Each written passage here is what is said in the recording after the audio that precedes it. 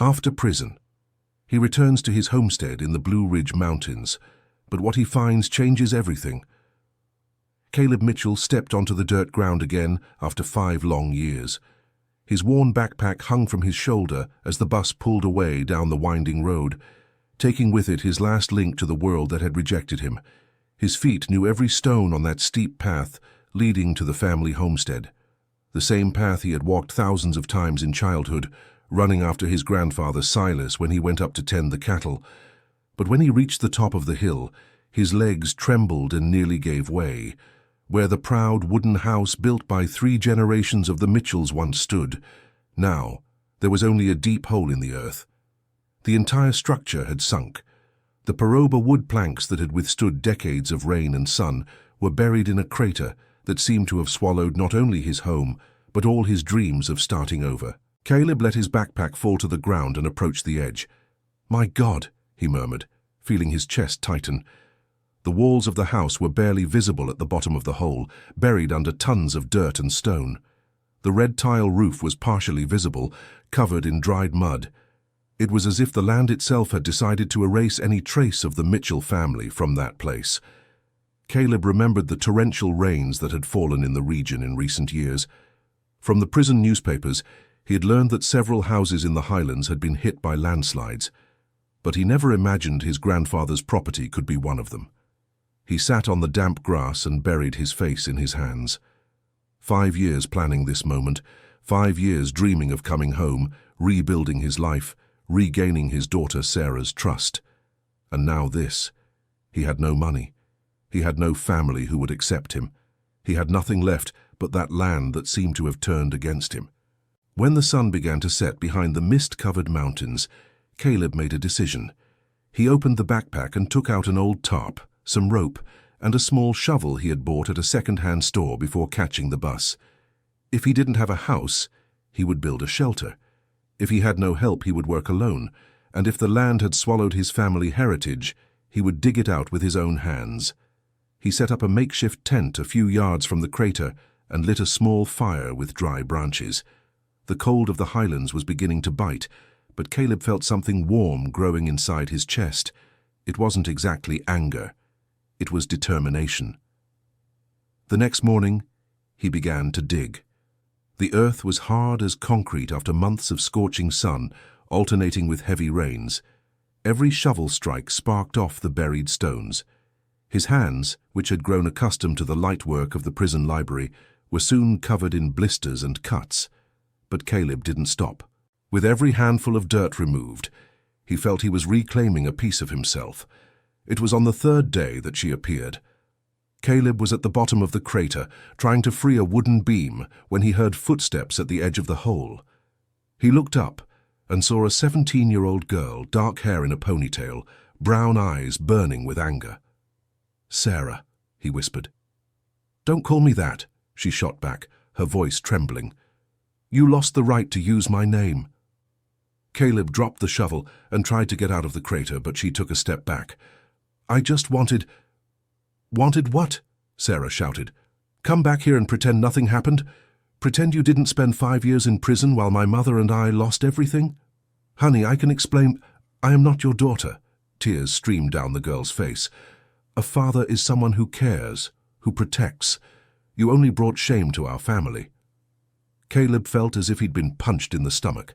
"I knew this moment would come, but nothing could have prepared me to see so much hatred in my own daughter's eyes. Sarah, I know you're hurt." "Hurt?" She laughed, but it was a bitter laugh. "I had to change schools 3 times because of your reputation. My mother had to work as a cleaner because nobody wanted to hire a criminal's wife. And you think that's just hurt? I never wanted you to go through that." "But we did." Sarah kicked a stone that rolled to the edge of the crater. "And now you come back here thinking you can fix everything by digging up some rotten pieces of wood." Caleb tried to find the right words, but they seemed to have fled his throat. "You know what makes me angriest?" Sarah continued. "That a stupid part of me still missed you. Even after everything you did, I still dreamed of you coming home." She wiped her tears with the back of her hand. "But there's no home anymore, is there? Just like there's no family anymore." Sarah turned her back and began to walk away.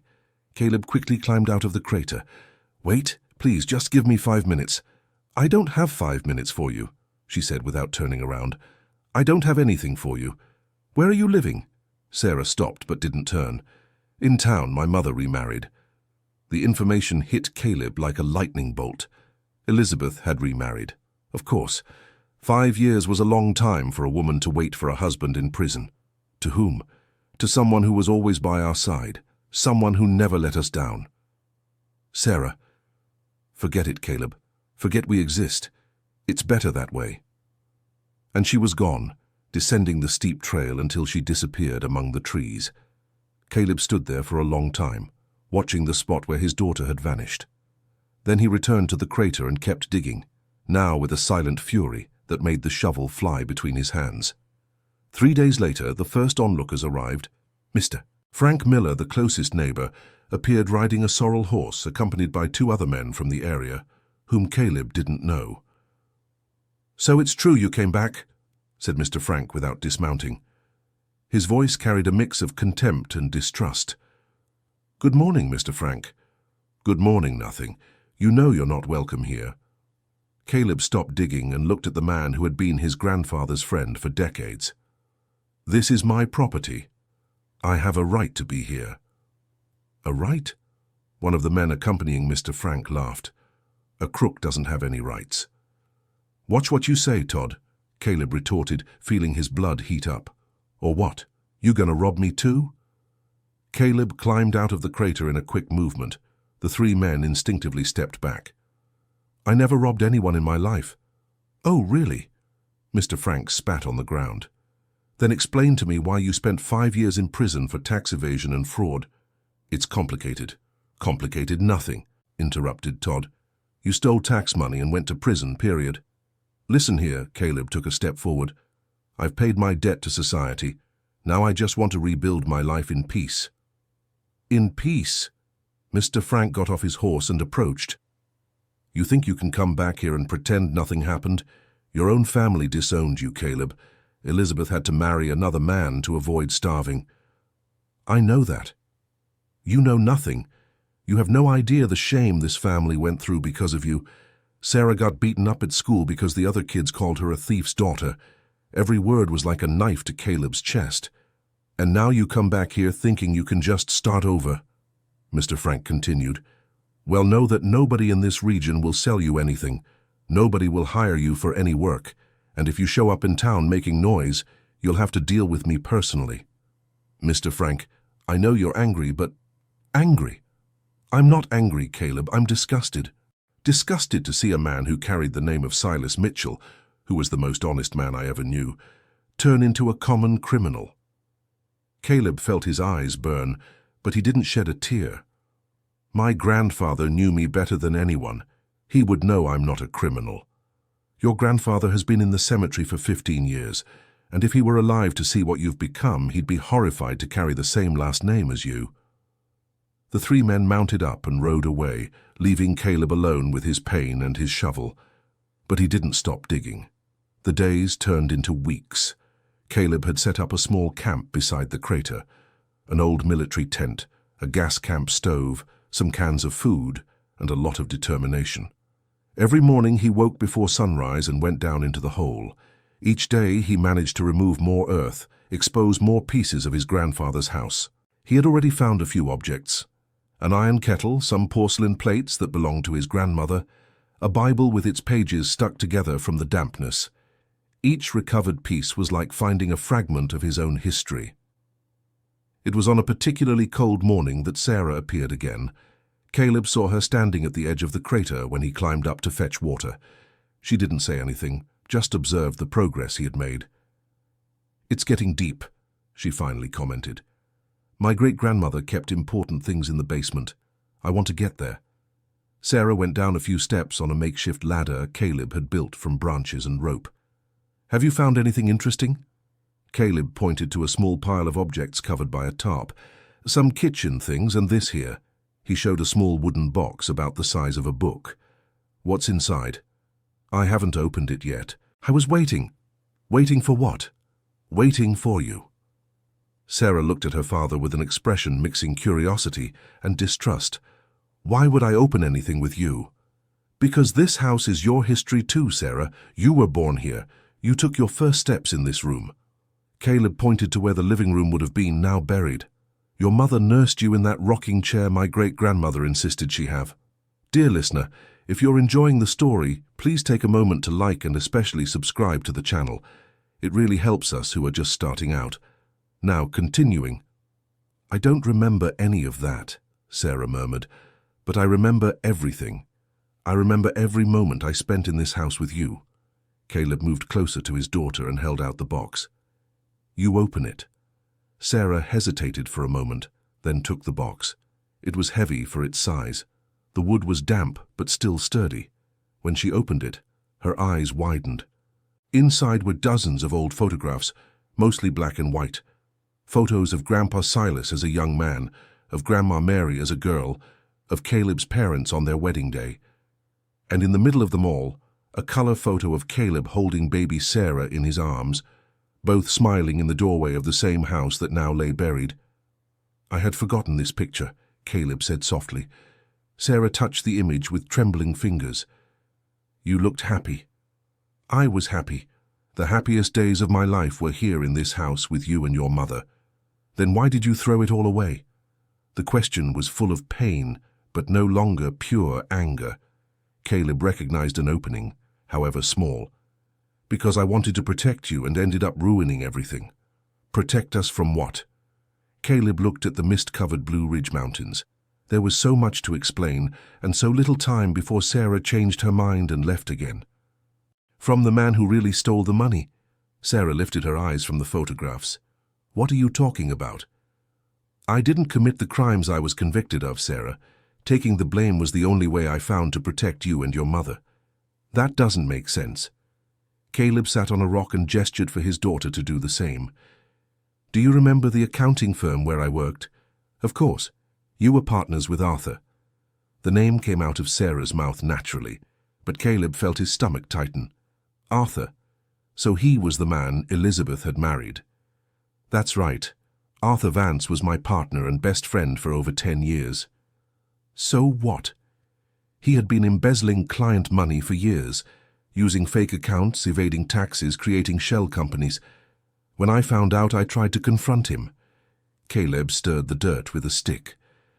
"Arthur told me that if I reported him, he would make it look like I was involved too, that he would destroy not only my career but my family as well." "You should have reported him anyway." "I tried. I went to the state prosecutor's office with all the evidence I could gather, but when I got there, I found out Arthur had been faster." Caleb looked at his daughter. "He reported me first, and as a partner, I was legally responsible for everything that happened in the company. Arthur presented forged documents showing I had authorized the illegal operations." "And you didn't defend yourself?" "I tried, but Arthur was smarter and more prepared than I was. He had planned everything years in advance. All the evidence pointed to my name." Sarah kept looking at the photographs, but Caleb could see she was absorbing every word. "When I realized I would be convicted either way, I made a deal with the prosecution. I confessed to the crimes in exchange for a lesser sentence and a guarantee that you wouldn't be investigated." "So you went to prison knowing you were innocent?" "I went to prison knowing it was the only way to keep you safe. If the trial had continued, Arthur would have done everything to implicate your mother. She signed some company documents as a secretary. He could have made her look like an accomplice too." Sarah was silent for several minutes, just flipping through the old photos. "Why did you never tell this to Mom?" "Because she never would have accepted it.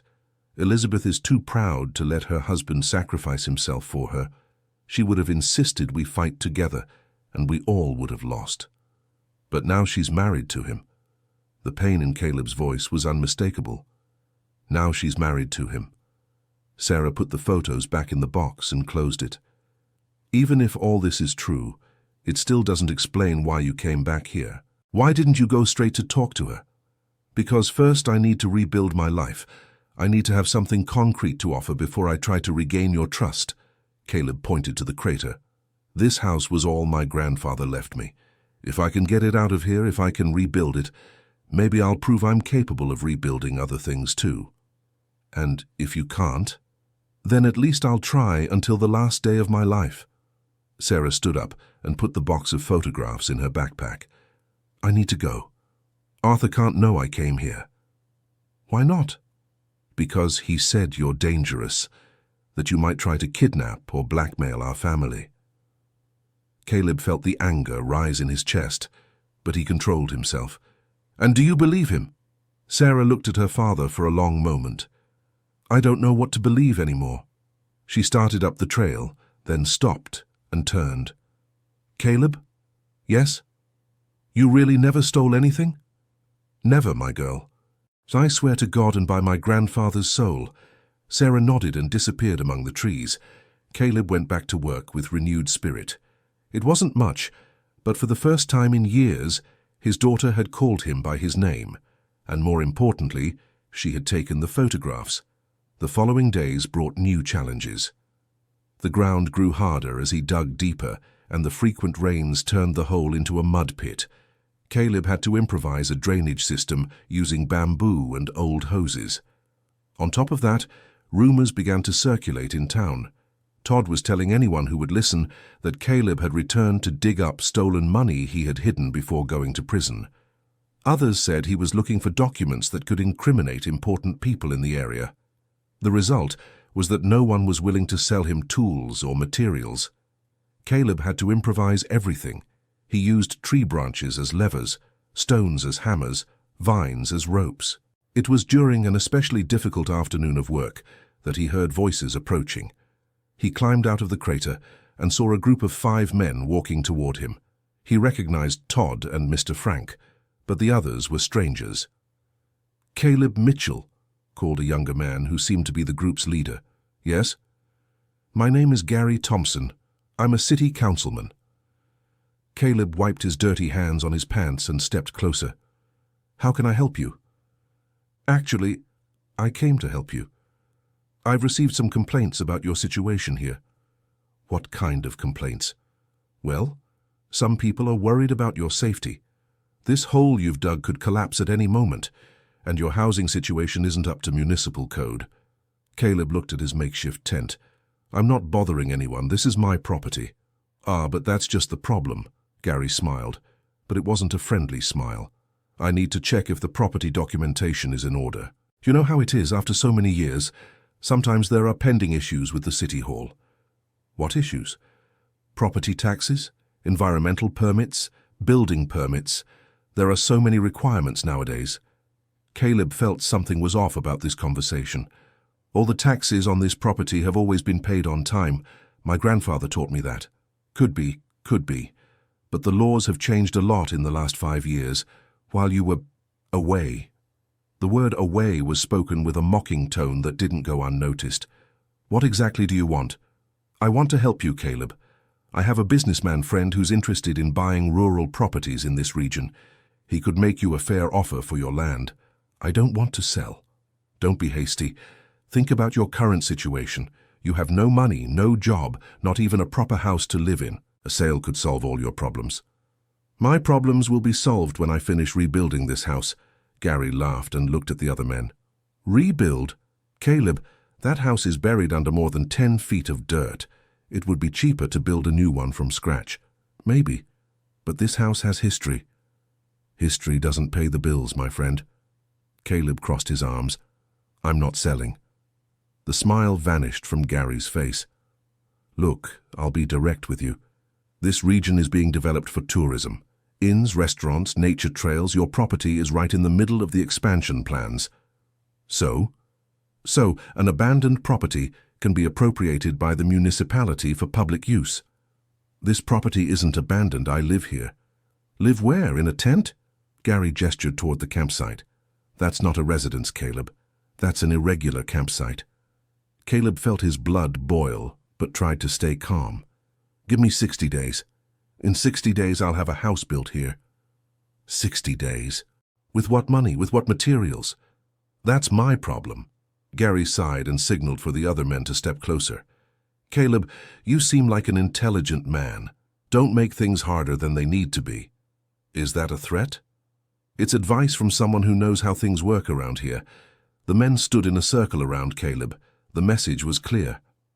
"I'll think about your offer," Caleb finally said. "Great." Gary started smiling again. "You have a week to decide. After that, I can't guarantee the offer will still stand." The group moved away, leaving Caleb alone with a knot in his stomach. For the first time since he'd returned, he felt fear. Not physical fear, but fear of losing the only thing he still had left in the world. That night, as he watched the stars from his tent, he heard footsteps approaching. He grabbed a flashlight and went out to see who it was. To his surprise, it was Mr. Frank. But this time, he was alone and not on horseback. "Can I talk to you?" "Can I?" asked the old man. Of course.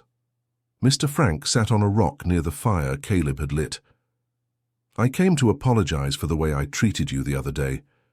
Caleb said nothing, waiting to see where this conversation was going. "Todd told me about Gary's visit today, and about the proposal he made." "So?" "Caleb, you don't know this man. Gary Thompson is involved with dangerous people, out-of-town businessmen who want to turn our region into some kind of Aspen." Mr. Frank spat into the fire, making the flames sizzle. "They've already bought 6 properties here in the Highlands, always with the same story. They make an offer, and if the person doesn't accept, they find a way to force the sale." "Force how?" "Problems with paperwork, summons from the town hall, mysterious accidents. There's always a way." Caleb looked at the crater where he'd been working for weeks. "Why are you telling me this?" Mr. Frank was silent for a few minutes, poking the dirt with a stick. "Because I knew your grandfather, boy. Silas Mitchell was a man of honor, and even if you've made mistakes in life, you still carry his blood in your veins. I didn't make the mistakes you think I did." "Maybe. I've seen enough in this life to know that appearances don't always match the truth." The old man stood up and dusted off his pants. "Besides, no man who spends weeks digging in the sun and rain just to recover some old pieces of wood can be all bad." Mr. Frank started to walk away, then stopped. "Tomorrow morning you'll find some tools at the gate to your property. I don't know where they came from. I don't know who left them. But if anyone asks, you didn't hear this from me." Mr. Frank. "And Caleb, if you need real help, you know where to find me." The next day, Caleb found exactly what Mr. Frank had promised: a new shovel, a pickaxe, some sturdy ropes, and a box of basic tools. With the proper equipment, the work progressed much more quickly. In a few days, Caleb managed to expose almost the entire first floor of the house. The structure was damaged, but not destroyed. The main beams had held up under the weight of the earth. It was while moving a pile of rubble near what had been the kitchen that Caleb made a discovery that changed everything. His hands touched something hard and small buried under a plank. When he managed to pull it out, he saw it was a small metal chest, about the size of a shoebox. It was locked, but the lock had rusted from the dampness. Caleb forced it open and almost fainted at what he found. The chest was full of gold coins, old ones, some with dates from the 19th century. There were also some documents wrapped in waterproof paper and a small notebook in his grandfather's handwriting. With trembling hands, Caleb opened the notebook. The first pages told the history of the Mitchell family, written by Silas himself years before his departure. But it was on the last pages that Caleb found something that took his breath away. "For my grandson Caleb, who will certainly find this chest when he needs it. These coins were saved by my grandfather during the 1929 crisis, when banks failed and paper money was worthless. They are the family's guarantee against the hard times that always return. Use them wisely, and remember, a man can lose everything in life, except his honor." If you are reading this, it is because you have been through difficulties, but do not give up. The Mitchell homestead has always been a place for new beginnings. Caleb read the note 3 times before he could believe it. His grandfather had foreseen that one day he would need that money, and he had hidden the treasure exactly where he knew Caleb would find it, in the heart of the family home. Carefully, Caleb counted the coins. There were 47 in total, some apparently very valuable to collectors. If they were genuine, and by their weight and appearance they seemed to be, they were worth far more than would be necessary to rebuild the house. For the first time in weeks, Caleb truly smiled. But his joy was short-lived. When he climbed up from the crater to fetch water, he saw a car stopped on the dirt road, a black sedan with tinted windows that didn't belong to any local resident. Caleb quickly stashed the chest in a backpack and went back down into the hole. Some instinct told him he shouldn't be seen with that treasure. Half an hour later, he heard voices approaching. They were three men he had never seen before. They wore expensive suits and seemed completely out of place in that rural setting. "Caleb Mitchell?" one of them called. "That's me. We're from the bank. We need to speak with you about the situation with this property." Caleb climbed out of the crater and approached the men. "What situation?" "We found some old documents indicating there is an outstanding debt on this property with our institution, a debt of the late Silas Mitchell that was never settled." Caleb felt his stomach turn to ice. "That's impossible. My grandfather never had any debts." "It may seem strange indeed, but sometimes these old obligations only surface when there's activity at the county recorder's office." The man speaking was thin and wore small glasses. He had a way of speaking that mixed politeness with threat. "And someone made activity at the recorder's office?" "Well, we received information that you intended to re-establish the property. That forced us to verify the legal status of the estate." Caleb crossed his arms. "What kind of debt is this?" "A loan for cattle purchase, made in 1987. The original amount was small, but with interest and monetary correction over nearly 40 years. The man showed a calculator. "We've arrived at the amount of $180,000. $180,000, Caleb almost shouted. "That's absurd. I understand your surprise, but financial math is relentless. Compound interest, monetary correction, late fees. My grandfather never took out any loan, and if he had, I would know. Unfortunately, we have all the supporting documentation, including your grandfather's signature, notarized." The man opened a briefcase and showed several papers. "But don't worry, we didn't come here to create problems. We came to offer a solution." "What solution?" "We have a client interested in acquiring rural properties in this region. He is willing to pay off the debt and even give you an extra amount to restart your life elsewhere." Caleb didn't need to ask who this client was. Probably the same businessman Gary had spoken of. "How much?" $20,000 free and clear for you after the debt is settled." $20,000 for a property worth at least $100,000? Caleb, be realistic. This property is worthless in its current state. You would have to invest a fortune just to get this house out of the hole. And even then, you'd be left with an old building not worth half of what you'd spend on renovations. Caleb looked at the crater where he had worked so hard in recent weeks. "I need to review this documentation with a lawyer." Of course, you have that right. But remember that in the meantime, the interest keeps accruing. With each passing day, the debt grows larger. The men walked away, leaving Caleb alone with his thoughts and the weight of the chest of coins on his back.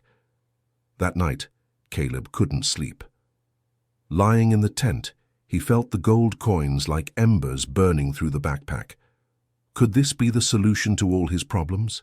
Or would it just be the start of bigger troubles? In the morning, he made a decision. He took a few coins and went down to town to find an appraiser. He needed to know exactly what he was dealing with. The oldest jewelry store in town belonged to Mr. Moretti, an Italian who had arrived in the United States in the 1950s and established himself in the region as a goldsmith and precious metals appraiser. "Mamma mia!" the old man exclaimed when Caleb showed him one of the coins. "Where did you get this?" "It's a family heirloom. Is it genuine?" Mr. Moretti took a magnifying glass and examined the coin carefully. "Genuine and very valuable. This here is a 1922 double eagle coin, minted for the centennial of independence. For collectors, it's worth at least $3,000. $3,000 for just one coin? At least. And if you have more like this..." Caleb showed two more coins from different eras. "Madonna, you have a treasure in your hands, my boy. These coins together are easily worth more than $10,000. Caleb felt his legs go weak. If just 3 coins were worth $10,000, the whole chest could be worth a fortune. "Mr. Moretti, I need some advice. If I wanted to sell some of these coins, how would I do it?" "Well, you could sell to private collectors at auctions, or to specialized houses in New York City. But be careful about the provenance. Where did you say you got these? They've been in my family for generations. Then there's no problem.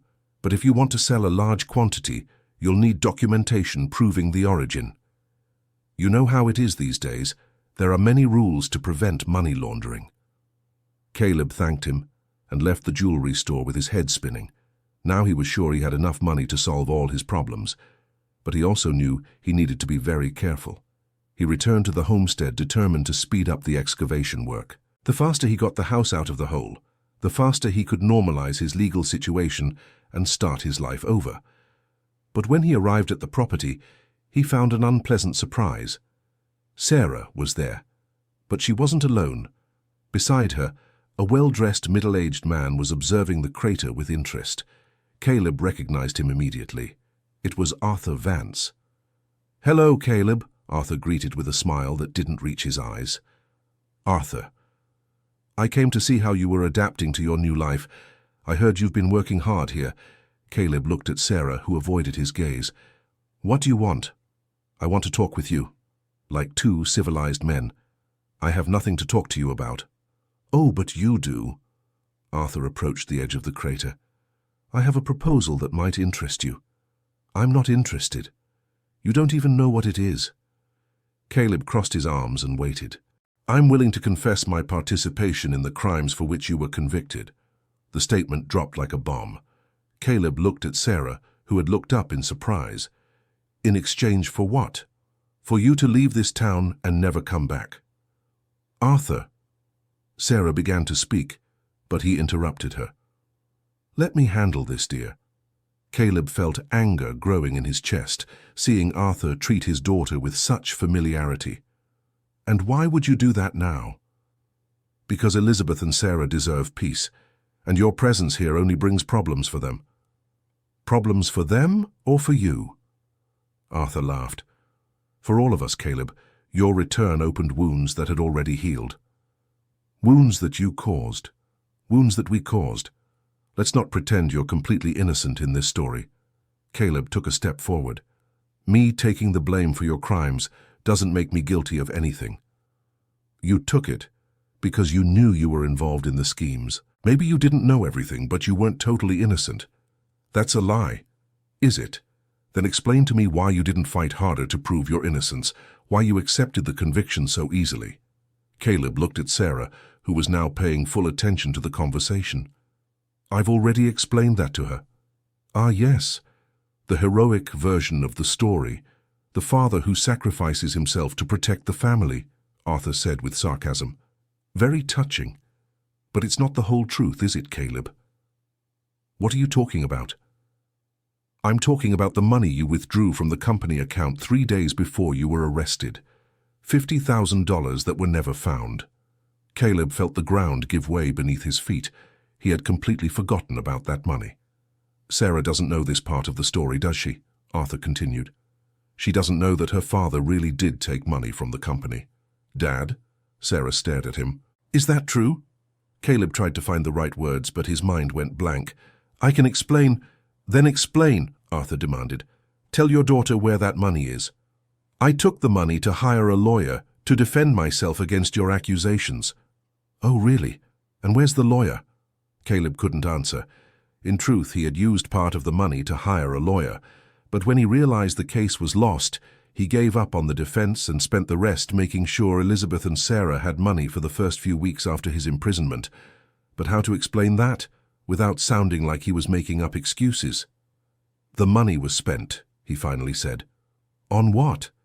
"On you, to make sure you didn't go without while I couldn't work." "Liar," Arthur shot back. "Elizabeth told me she never received that money." Caleb looked at Sarah, who was now staring at him with a mix of disappointment and anger. "Sarah, let me explain properly. You don't need to explain anything else," she said, her voice trembling. "I really was a fool to believe you. Daughter, I'm not your daughter. A daughter belongs to someone who cares, protects, and doesn't lie." Sarah turned her back and started walking toward the car. "Sarah, wait!" But she didn't stop. Caleb tried to follow her, but Arthur blocked his path. "Let her go, Caleb." Get out of my way. You've already caused enough suffering for this family. Caleb pushed Arthur aside and tried to reach Sarah, but she had already gotten into the car. Think about my proposal, Arthur shouted as he walked away. It's the only chance you have to do the right thing. Caleb stood still in the middle of the road until the car disappeared. Then he went back to his campsite and sat at the edge of the crater. For the first time since he had been released, he felt like giving up on everything. Dear listener, if you're enjoying the story, please take a moment to like and especially subscribe to the channel. It really helps us who are just starting out. Now, continuing. But then he remembered the gold coins. He remembered his grandfather's note talking about never giving up. And he remembered the expression on Sarah's face when she had held the photograph of the two of them together. She had believed in him for a few minutes. That meant there was still hope. Caleb spent the rest of the day digging with renewed fury. He wanted to finish excavating the house as quickly as possible. He wanted to have something concrete to show Sarah before trying to talk to her again. It was already late afternoon when the accident happened. Caleb was using a crowbar to move a particularly heavy beam when he heard a strange noise above his head. He looked up and saw a crack forming in the earthen wall of the crater. Before he could react, an avalanche of rocks and dirt came crashing down toward him. Caleb dove to the side but couldn't escape completely. A large rock hit his left leg, and the weight of the dirt pinned him at the bottom of the hole. For a few minutes he panicked, trying to move. His leg hurt terribly, and he couldn't free himself from the debris that had fallen on it. "Help!" he shouted, even though he knew no one could hear him. "Help!" He shouted until he was hoarse, but no help came. As night fell, Caleb felt despair growing. He was trapped at the bottom of a 10-foot-deep hole, with his leg possibly broken, and no one knew where he was. If he passed out there, it could be days before someone found him, and if no one came looking for him, he could go unnoticed until it was too late. It was while thinking this that he heard a familiar voice from the surface. "Caleb, are you down there?" It was Mr. Frank. "I'm down here. I'm trapped." The elderly man appeared at the edge of the crater with a flashlight. "Good heavens, what happened?" "The wall collapsed. My leg is trapped under these rocks." Mr. Frank quickly descended the makeshift ladder Caleb had built. "Let's get you out of there." Working together, they managed to move the rocks and free Caleb's leg. It wasn't broken, but it was badly bruised and swollen. "How did you know I needed help?" asked Caleb, as Mr. Frank helped him climb out of the crater. "I saw Sarah crying on the road this afternoon. She told me she had fought with you. I got worried and decided to stop by here." Caleb felt grateful and ashamed at the same time. Mr. Frank had saved his life, but Sarah didn't even care about him anymore. "You need to see a doctor," said the old man. "I can't. I don't have money for a doctor." "Nonsense. I'm taking you now." "Mr. Frank, thank you for saving me, but I can't." "You can, and you will. And then you're going to tell me properly what happened between you and your daughter today." At the doctor's, Caleb learned there were no fractures, just severe swelling that would improve with rest and anti-inflammatories. But the doctor recommended he avoid strenuous activity for a few days. Mr. Frank insisted that Caleb recover at his house. "I won't take no for an answer," said the old man. "You almost spent the whole night trapped in that hole. If I hadn't shown up." "Thank you so much, Mr. Frank, but I can take care of myself." "By yourself? With your leg like that? What if there's another emergency?" Caleb ended up agreeing to spend at least one night at his neighbor's house. It was a simple but cozy construction, full of family photographs and the smell of freshly brewed coffee. During dinner, Mr. Frank made Caleb tell him everything that had happened that day. "So, Arthur brought up this story about the money you withdrew from the company." "He did. And the worst part is it was true." "And why did you withdraw that money?" Caleb explained about trying to hire a lawyer and about keeping the rest for the family. "And why didn't you tell Sarah that right away?" "Because it sounded like I was making up an excuse, and because I really did take the money without authorization. Technically, it was theft." Mr. Frank was silent for a few minutes, chewing slowly. "Caleb, can I ask you a personal question?" "Sure."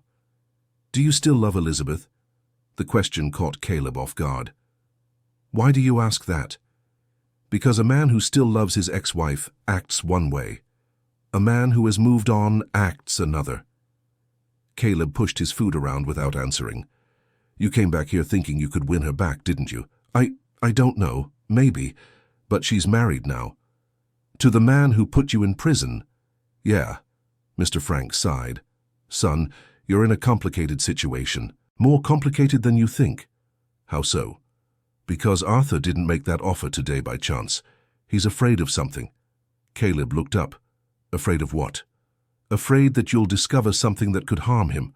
A man with nothing to hide doesn't come offering a spontaneous confession. It was true. Arthur seemed desperate to get him out of town. Why would he do that if he had nothing to hide? Besides, Mr. Frank continued, did you notice he showed up right after the visit from the bank men? Caleb hadn't thought of that. You think there's a connection? I think you should investigate this debt that came out of nowhere. 40 years after your grandfather left? Seems very suspicious to me. Mr. Frank got up and brought a bottle of whiskey. Want some advice from someone who's lived a long time? I do. Stop trying to win back the love of Elizabeth and Sarah. Focus on winning back their respect. What's the difference? Love you can lose to jealousy, to anger, to wounded pride. But respect you only lose when you truly deserve to lose it. Mr. Frank filled 2 small glasses with whiskey. And from what I've seen these past few weeks, you're working hard to deserve respect again. They drank in silence for a few minutes. Mr. Frank, can I ask you something? Of course. Why did you change your mind about me? The old man laughed. You know how many men I've seen in my life who, after getting out of prison, just complained about the world, drank, started trouble. Many. All of them. Literally all of them. Except you. Mr. Frank pointed in the direction of Caleb's property. A man who gets out of prison and goes straight to digging in the dirt looking for his history is a man who hasn't lost his way in life. That night, Caleb slept better than he had since leaving prison. For the first time in a long while, he didn't feel completely alone in the world. The next morning, Mr. Frank woke him early. Get up, lazybones. Let's sort out this situation with your property's paperwork. How? We're going to the county recorder's office. I've known the recorder for 50 years. If there's something wrong with this debt, he'll know. The recorder's office was in the town centre, in an old building that had been renovated many times over the decades. The recorder, Mr. Sterling, was indeed a very old man who knew the history of every family in the region. Of course I remember Silas Mitchell, he said when Mr. Frank explained the situation. A serious man. Paid everything on time. Never saw him take a loan in his life. So how do you explain this debt that appeared out of nowhere? Asked Caleb. Mr. Sterling asked to see the documents the bankmen had shown. Caleb didn't have a copy, but described in detail what he had seen. A 1987 loan for cattle purchase. The recorder pushed his glasses to the tip of his nose. That doesn't make sense. In 1987, your grandfather had already sold all his cattle. He was retiring from ranching. Are you sure? Absolutely. In fact, he came here himself to register the sale of the animals. I remember because we commented on how happy he was to be rid of the responsibility of caring for the herd. Mr. Sterling got up and went to an old file cabinet. Let me look for the records from that time. He rummaged through several folders until he found what he was looking for. Here it is, May 1987. Silas Mitchell registers the sale of 42 head of cattle to Samuel Foster, thus settling all his ranching activities. Caleb looked at the document. It was genuine, signed by his grandfather himself. So it's impossible that he took out a loan to buy cattle in the same year he sold his entire herd. Exactly. Besides, I know your grandfather's signature like the back of my hand. If you bring that bank documentation, I can tell right away if the signature is genuine or not. Caleb and Mr. Frank left the county recorder's office with one certainty: the debt was fake. Now you have to decide what to do with this information, said Mr. Frank. What do you mean? It means someone is trying to take your property using forged documents. The question is, will you fight or will you accept? Caleb thought about the conversation for a few minutes. If I fight, I'll need a lawyer, and a lawyer costs money. And if you don't fight, I'll lose the last thing I have left in my life. Then you've already decided. It was true. There was no real choice to make. I'll fight, Great. I know a good, honest lawyer in New York City, Mr. Alan Grant. He was my lawyer when I had trouble with my first wife's heirs. But I don't have the money to hire a lawyer from New York City. Mr. Frank smiled. Caleb, have you forgotten that I saw you climb out of that hole with a backpack that was much heavier on the way up than on the way down? Caleb felt his face turn red. I don't know what you're talking about. Of course you do. And I'm not asking what you found down there. I'm just saying if you have the means to hire a lawyer, you should use them. Caleb remained silent the whole way back home. That afternoon, alone at his campsite, he made a decision. He took 5 of the most valuable coins from the chest and brought them to Mr. Moretti's Old Town Jewelers. I want to sell these, he said. All of them? All of them. Mr. Moretti examined each coin carefully. I can pay $22,000 for the 5. It's a good price considering I'll have to resell them in New York City. I accept. With the money in his account, Caleb called Mr. Alan Grant. He explained the situation and scheduled a meeting for the following week. But before traveling to New York City, Caleb needed to settle some pending matters. The first was to finish excavating the house. With his leg still sore, he would need help. He went to look for Mr. Frank. I need a favor. Go ahead. I need help to finish the excavation. I'm almost able to free the entire house structure, but I can't strain my injured leg. How many men do you need? 2 or 3 for about 3 days. Mr. Frank thought for a moment. I'll talk to my sons. They live in town, but they can help on weekends. I can pay. It's not necessary. They'll do it as a personal favor to me. Mr. Frank, what is it? Why are you helping me so much? The old man grew serious. Because 30 years ago I went through a situation similar to yours. Caleb waited for him to continue. My youngest son was accused of stealing money from the company where he worked. He swore he was innocent, but all the evidence pointed to him. Mr. Frank looked toward the Blue Ridge Mountains. I believed the evidence instead of believing my son. I cut ties with him, said I didn't want to see him in my house anymore. And then? After 2 years, we found out who the real thief was. But when I went to ask my son for forgiveness, it was too late. He had left town and never came back. Caleb saw tears in the old man's eyes. To this day, 28 years later, I don't know if he's alive or has passed away. I never got to speak to him again. Mr. Frank wiped his eyes with the back of his hand. When I see a father trying to win back his daughter's love, I remember my mistake, and I think that maybe by helping you, I can fix a little of what I did wrong. Caleb was moved but said nothing. There were moments when words were unnecessary. The following weekend, Mr. Frank's 2 sons showed up with tools and a willingness to work. They were men in their 40s, strong and experienced in construction. In 3 days, they managed to finish the entire excavation. The house was completely exposed, lying at the bottom of the crater like a wounded but still living animal. It can be saved, said Johnny, the eldest son of Mr. Frank. The main structure is intact. It will be a lot of work, but it can be rebuilt. How long do you think it would take? About 3 months, working on weekends. Of course, you'd have to buy all the materials. And how much would the materials cost? The brothers did some calculations. Around $50,000–$60,000. It depends on the quality of finish you want. Caleb did the math in his head. With the remaining coins, he would have enough money to pay the lawyer and still have some left for the building materials. When can we start? First, you need to resolve this legal issue, said Paul, the youngest son. There's no point in rebuilding the house if they're just going to take it from you later. It was true, Caleb first needed to ensure the property would remain his. On Monday morning, he took a bus to New York City. Mr. Alan Grant's office was in a commercial building downtown. He was a lawyer of about 60 with graying hair, known for being competent and honest. Mr. Frank called me and told me about your situation, said Mr. Grant. Did you bring the documents? Caleb showed everything he had, the property deed, notary certificates, and copies of the papers the men from the bank had presented. Mr. Grant analyzed everything carefully. This loan documentation is clearly forged, he said, after half an hour of review. The signature doesn't match the other signatures of your grandfather that you brought. Furthermore, there are inconsistencies in the document formatting that indicate it was produced recently. So I can prove it's fake. We can prove it, But it will be a lengthy and expensive process.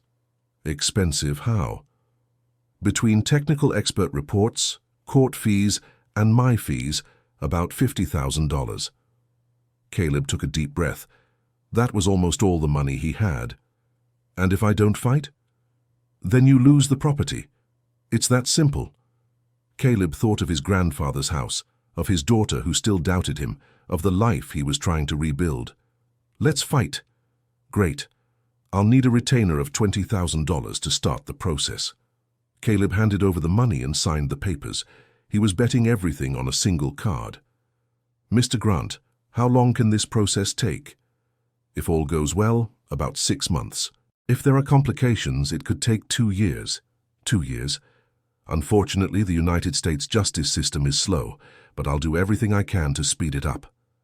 Caleb returned home with mixed feelings. He was doing the right thing, but he had invested almost all his money in a fight that could last for years. When he arrived at the homestead, he found an unpleasant surprise.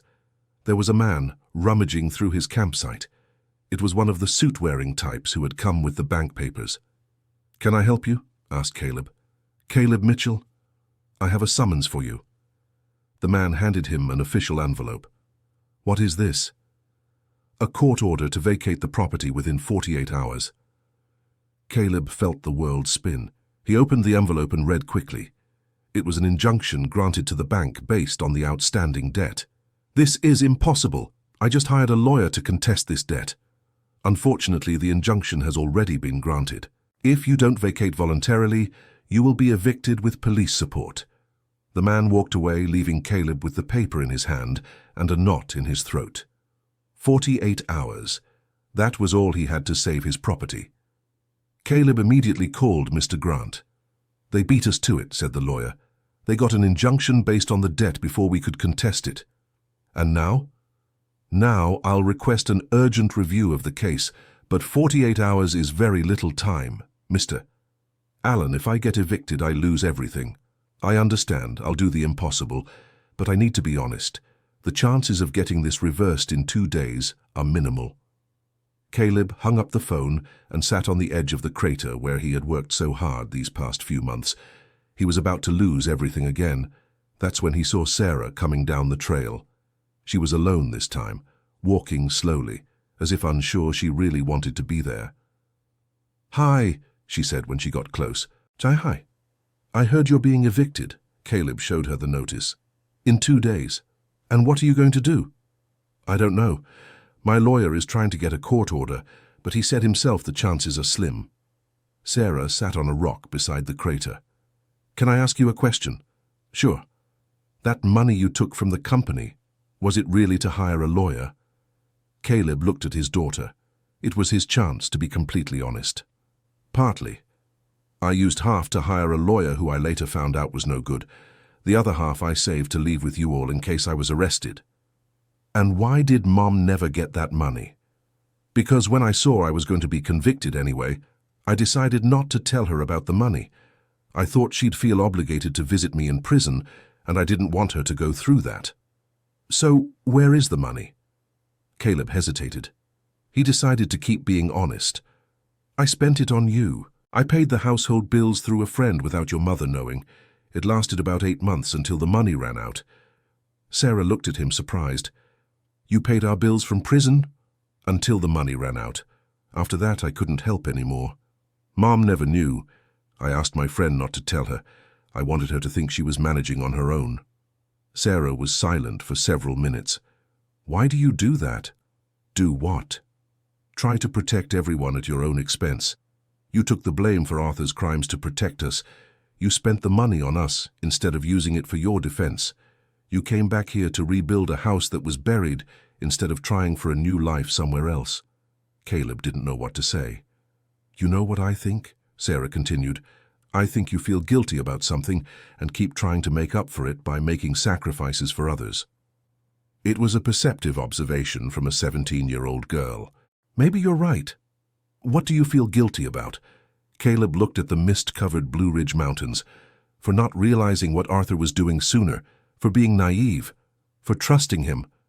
But that's not a crime.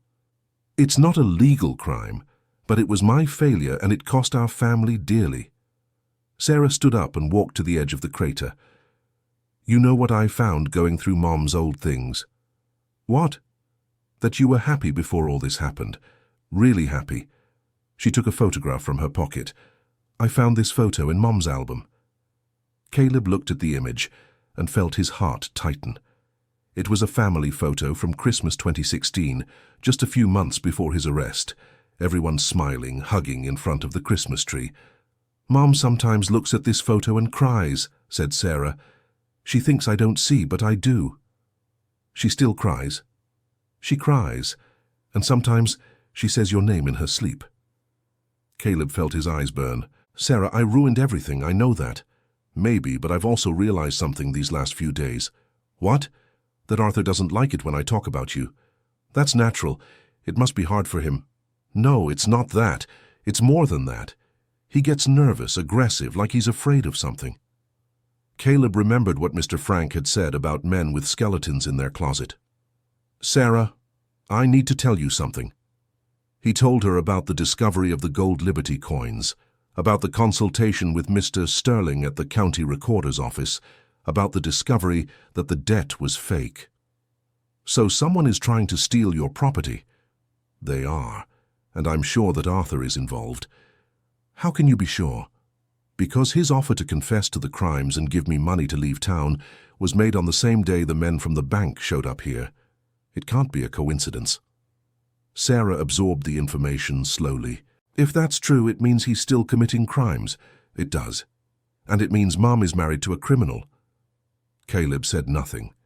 He wanted Sarah to reach her own conclusions. Dad, I need to tell you something too. It was the first time in years she had called him Dad.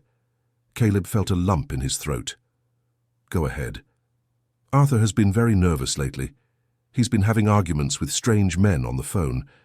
And yesterday, I heard him talking to someone about taking care of the Caleb problem once and for all.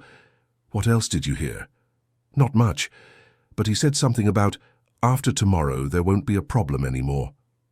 After tomorrow. Exactly when the eviction notice would expire. Sarah, you need to leave the house. What do you mean? If Arthur is involved with dangerous people, you and your mother could be in danger. He wouldn't hurt us. Are you sure? Sarah fell silent. What do you think I should do? She asked finally. Go to your grandmother's house for a few days. Make up some excuse. And you? I'm going to stay here until the last minute. If I have to be evicted, so be it. But I won't leave without a fight. Sarah looked at the house buried in the crater. Can I help you? How? I don't know. But I want to help. Caleb looked at his daughter and had an idea. Actually, there is one thing you can do. Tell me. You need to record a conversation with Arthur. Record. If he's really involved in this fake debt story, maybe you can get him to confess without realizing it. How? Tell him I found out the debt is fake. See his reaction. If he gets nervous, it's because he's involved. And if he finds out I'm recording? That's why it's dangerous. If you don't want to take the risk, I'll do it. Sarah, are you sure? I am. If Arthur is deceiving my mother, she needs to know. Caleb hugged his daughter for the first time in 5 years. She didn't pull away. Be very careful, he said. And if you feel you're in danger, stop immediately. Sarah agreed and walked away. Before disappearing down the trail, she turned one last time. Dad? Yes? I always knew you weren't a real crook. And she vanished among the trees, leaving Caleb alone with the first genuine smile he had felt in a long time. That night, Caleb could hardly sleep. He kept imagining Sarah in danger, trying to pry a confession from a man who might be more dangerous than they imagined. In the morning, he woke to the sound of cars coming up the trail. There were 2 vehicles, the black sedan he already knew, and a moving truck. Caleb came out of the tent and positioned himself in front of his camp. Caleb Mitchell, asked a man who got out of the sedan. I'm a court officer. I'm here to execute the eviction order. I still have a few hours. Actually, no. The notice was expedited due to an emergency request. You have 30 minutes to remove your belongings. Caleb felt the ground give way beneath his feet. 30 minutes. That was all that remained of a lifetime of dreams. "Can I at least call my lawyer?" "You can, but be quick." Caleb called Mr. Grant, but it went to voicemail. He left a desperate message and hung up. The men from the truck began taking down his tent and gathering his belongings. Caleb felt as if he were watching his own funeral. That's when he heard the sound of several cars approaching quickly. To his surprise, it was Sarah, but this time she wasn't alone. She was accompanied by Elizabeth, Mr. Frank, Mr. Sterling from the county recorder's office, and most surprising of all, a man in a suit whom Caleb didn't know. "Stop everything!" shouted the unknown man, showing a badge. "I'm a detective with the state police." The court officer seemed confused. "Sir, I'm just carrying out a court order." "An order based on forged documents. This operation is suspended until further notice." Caleb looked at Sarah, who was holding a cell phone and smiling. "You did it?" he asked. "I did much more than I expected," she replied. The detective approached Caleb. "Mr. Mitchell, your daughter brought a recording that completely changes this situation." "What recording?" Sarah showed the phone. "Last night, when I got home, I told Arthur that you had discovered the debt was fake, and I recorded everything he said afterward." She pressed play. Arthur's voice came out loud and clear from the device. "Shit! How did he find out? I paid a fortune to forge those documents. Now everything's going to fall apart. The guys at the bank won't like this at all. I'll have to speed up the eviction process before he can prove anything." And then, clearly agitated, "That bastard shouldn't have come back. He should have stayed quiet in some hole and left things as they were. Now I'll have to use other methods to get him out of there." Caleb was shocked not only by the confession, but by the coldness in Arthur's words. "There's more," said Sarah, and continued playing. "I'm going to call Gary. If Plan A doesn't work, we go to Plan B. And this time Caleb Mitchell is leaving one way or another, even if it's in an ambulance." The detective turned off the device. "With this recording, we have enough evidence to arrest Arthur Vance for racketeering, document forgery, and threats of physical harm." Caleb looked at Elizabeth, who was pale and had tears in her eyes. "Elizabeth, You don't need to say anything," she interrupted him. "I'm the one who needs to speak." She approached him. "Caleb, forgive me. Forgive me for not believing in you. Forgive me for marrying that man. Forgive me for letting our daughter grow up hating her father." "Elizabeth, let me finish. For 5 years I tried to forget you. For 5 years I tried to convince myself that you were guilty, that I had done the right thing." Tears streamed down her face. "But deep down I always knew. I always knew you were incapable of stealing, of lying, of doing anything dishonest." Caleb stepped closer and took her hands. "You don't have to ask my forgiveness for anything. You did what you thought was best for the two of you. And Arthur is a smart man. He managed to fool everyone." "Except you," said Sarah. "You always knew he was fake." "I knew because I knew myself better, but it also took me years to understand the extent of his evil." The detective interrupted the family conversation. "Mr. Mitchell, I'm going to need all of you to come to the station to give statements.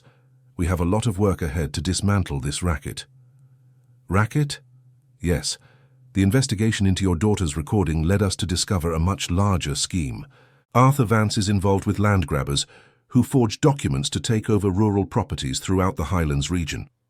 Caleb looked at his property, at the buried house he had worked so hard to excavate, at the family that was finally coming together again. "And now, does the property still belong to me?" "It does. The injunction has been cancelled and the debt declared non-existent. Furthermore, you will likely be compensated for the moral and material damages you've suffered." Caleb hugged Sarah and Elizabeth at the same time. Then he hugged Mr. Frank. "Thank you for everything." "Don't thank me, son. I'm the one who should be saying thank you. You gave me the chance to help a father win his family back. It's more than I deserve in life." Mr. Sterling approached with a smile on his face. "Caleb, if you want to register any changes to the property documentation, you can count on me. No charge, of course. After 50 years working with papers, it's a pleasure to be part of a story that ends well." 3 months later, Caleb woke up in the rebuilt house. The same house where he had been born, where he had grown up, where he had played with Sarah when she was a baby. The walls were new, the roof was new, but the foundations were the same, and there was something special in the air, the smell of freshly brewed coffee, and the sound of conversation in the kitchen. "Good morning, sleepyhead," said Elizabeth when he entered the kitchen. They hadn't remarried yet, but they were dating again, discovering each other like two people who had matured through pain. "Good morning. Is Sarah up already?" "She is. She's outside feeding the chickens." Caleb had bought a few chickens and 2 pigs with the settlement money. They weren't many animals, but they brought life to the homestead. "And the construction work?" "Mister, Frank's boys said they'll finish the last details today." Caleb went out to the backyard and found Sarah humming as she fed the chickens. She had decided to finish high school by studying in the city and living on the farm. Every morning she took the bus down to school and returned in the afternoon. "Dad, the man from the power company is coming by today to connect the electricity." "That's good. It was about time we retired the kerosene lamp." Sarah laughed. "You know what I realized yesterday?" "What?" "That I like living in the country.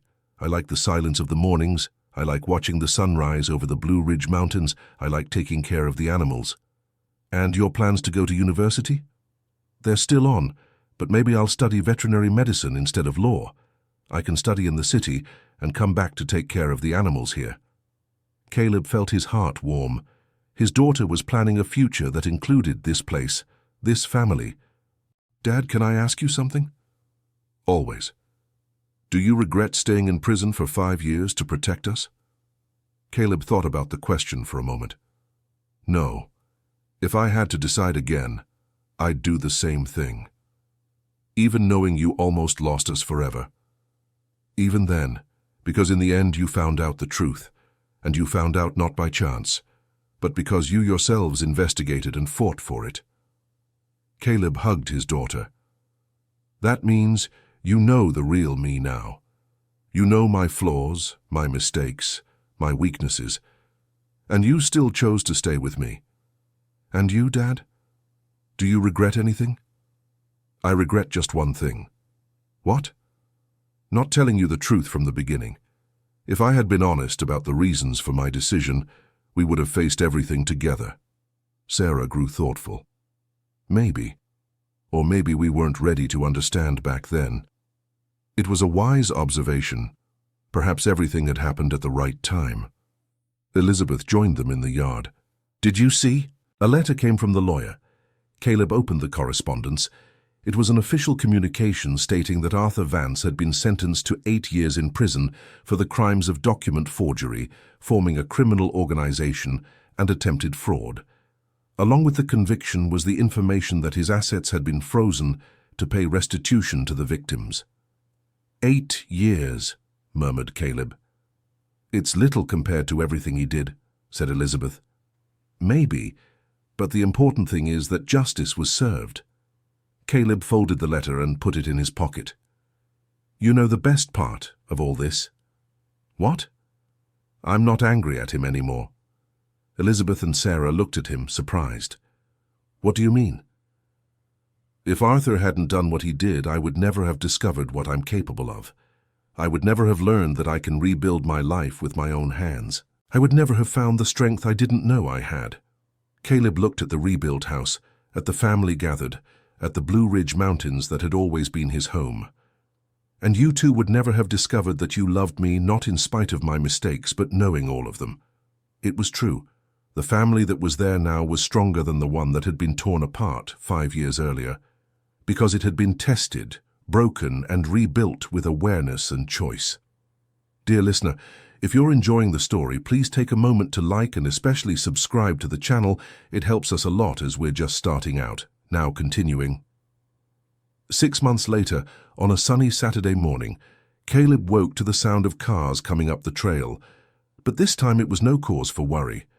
It was Johnny and Paul, Mr. Frank's sons, bringing materials for the construction of the new stable.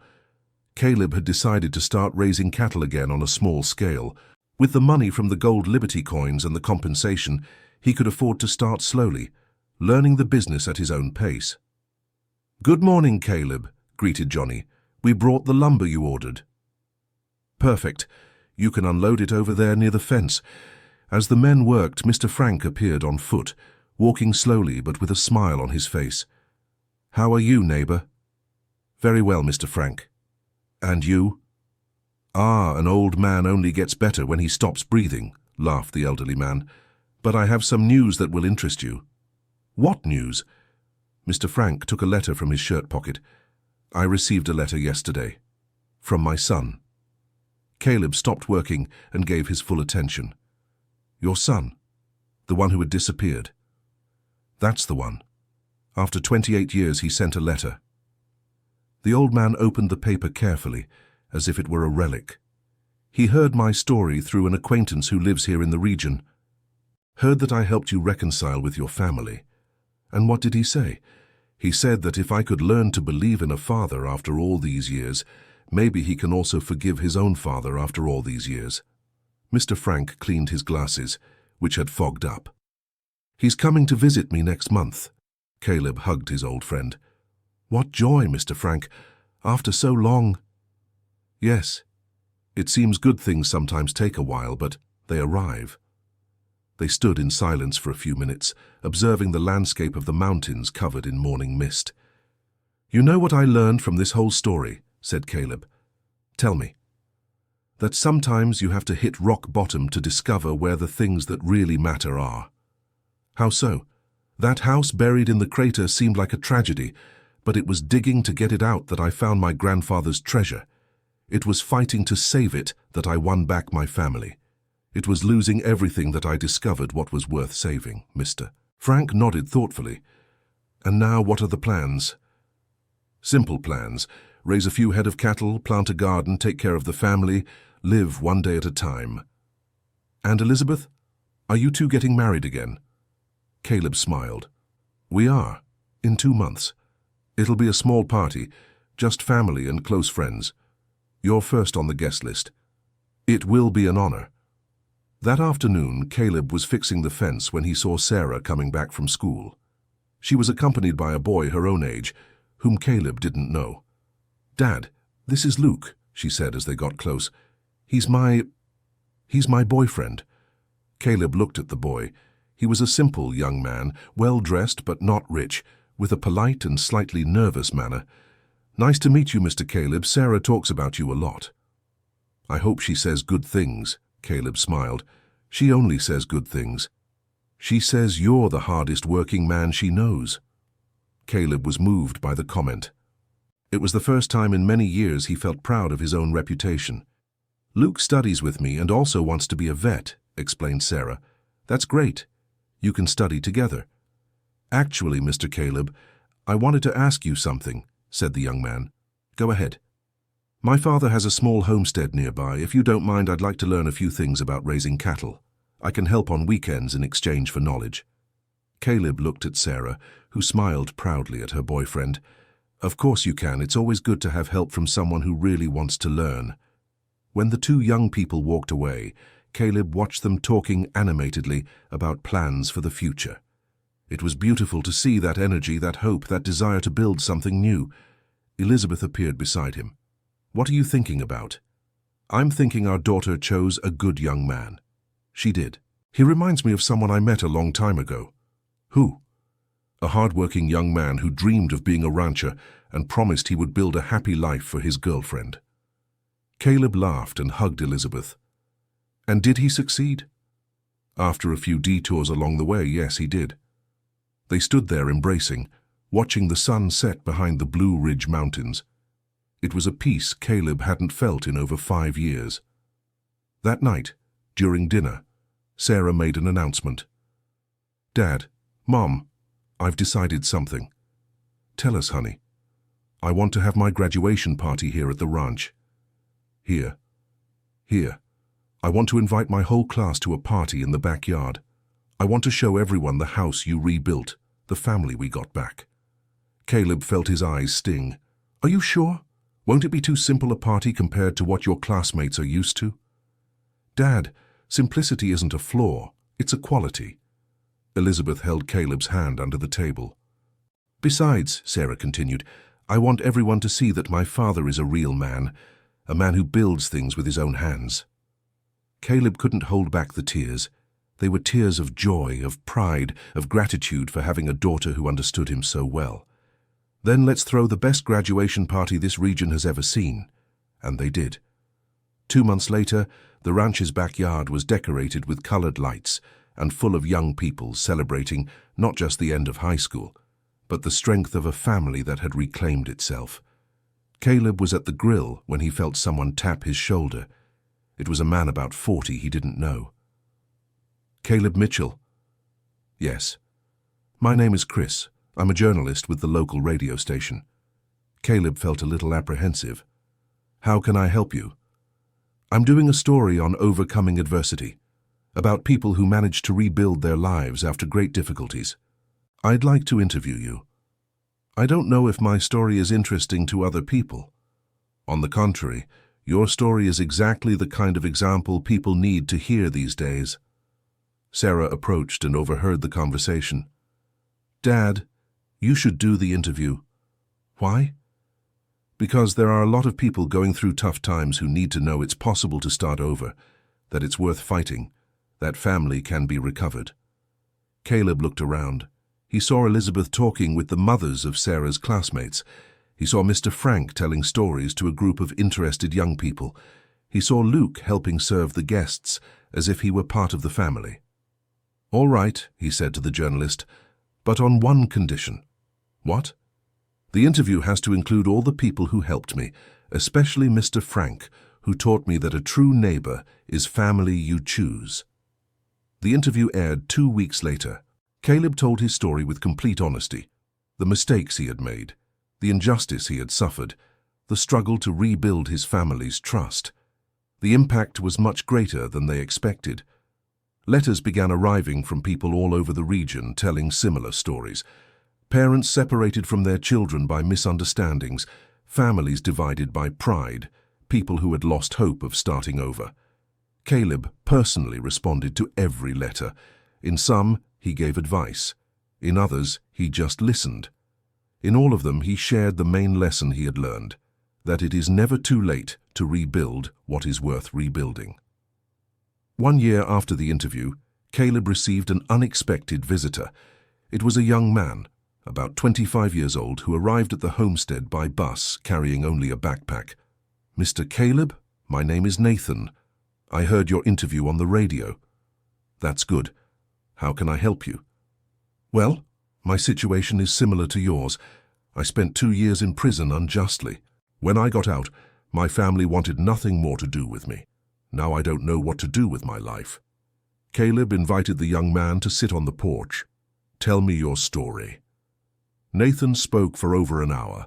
It was indeed a similar story, an honest young man who had been framed by a co-worker, a family that had cut ties out of shame, a man trying to rebuild his life alone. And now, why did you come here?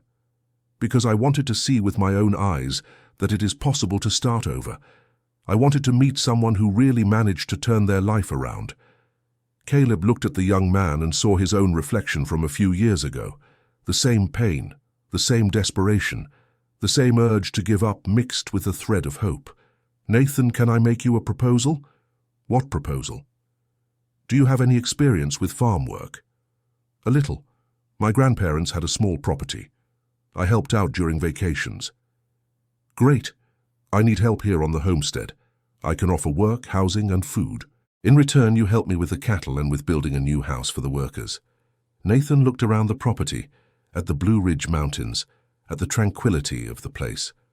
You would do that for a stranger? I would do it for someone who needs the same help I needed. And my family? How will I win them back living way out here? The same way I won mine back, by proving you've changed. And for that, you first need to truly change. Nathan accepted the proposal. He stayed living on the homestead for 6 months, working hard, learning not just about raising cattle, but about himself. During that time, Caleb helped him write letters to his family, plan a strategy for reconciliation, and rebuild his self-esteem.